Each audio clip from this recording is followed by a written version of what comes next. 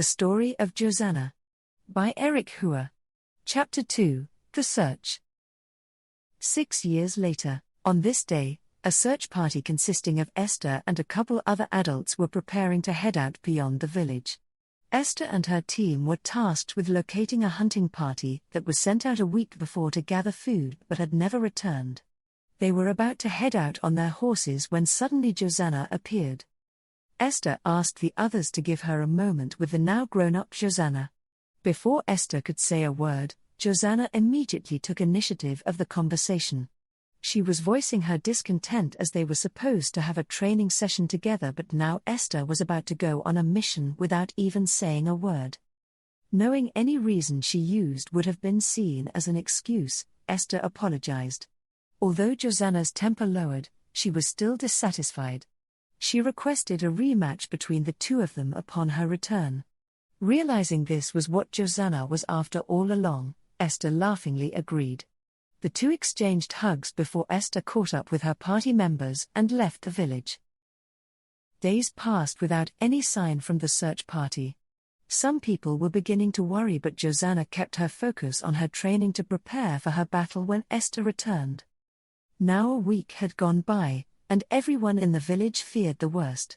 Some of the villagers considered launching another search party to find them, but almost no one was brave enough to volunteer. Hope was dwindling, including Josanna's, until she heard the sound of galloping in the distance.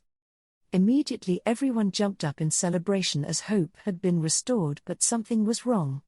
As people were cheering, Josanna looked carefully and saw that there was only one horse and one rider returning. Upon the horse's arrival into the village, its rider fell off onto the ground. A crowd began to form around him, forcing Josanna to dash through them to assist the injured man. She called for water, and one of the villagers ran quickly and returned to deliver a bowl filled with water. Josanna helped the man sit up so he could drink the water. After he was rehydrated and regained an ounce of his strength, Josanna asked him what happened. It was horrible. They came in the dark. We didn't stand a chance. His tone and words spread fear to all the villagers. Josanna stayed focused and continued to ask him questions. Where are the others? Where is Esther? Suddenly his fearful tone turned into one of sorrow. He told her that Esther was the bravest of them all. She gave her life to ward off the creatures in the dark to allow everyone to escape. Even with Esther's valiant effort, only this man survived. While everyone was filled with panic, Josanna was in shock and frozen like a statue. People were shouting and falling into the trap of pessimistic thinking. That was when the bell rang, forcing everyone to stop their crazy thoughts.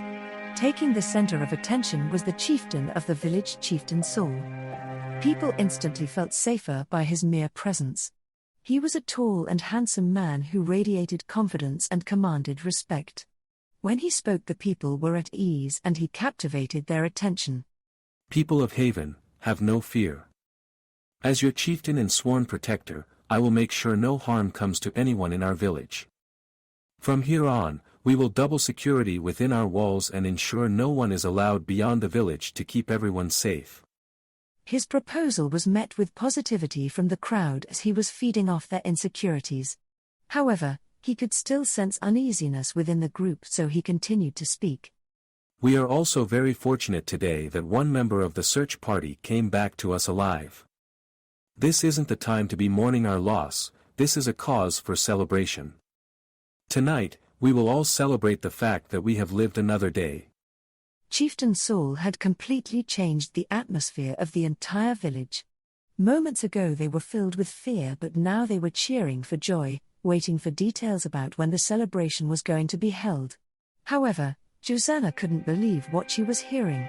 Completely appalled by their behavior, she yelled as loud as she could. All eyes were suddenly on her. What is wrong with you all? This isn't a time to be celebrating. We need to find out what is out there so what happened to our fellow brothers and sisters doesn't happen to anyone else. Her words fell on deaf ears as everyone remained silent. In frustration, she tried to get closer to some of the villagers, but her actions were seen to be aggressive as she wouldn't let go of the people she approached. Seeing the disturbance she was causing, Chieftain Saul called for her arrest.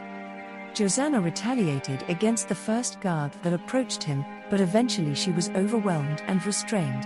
Her arms were tied behind her back, and appearing before her were two guards, the same ones who she met at the village gate 6 years ago.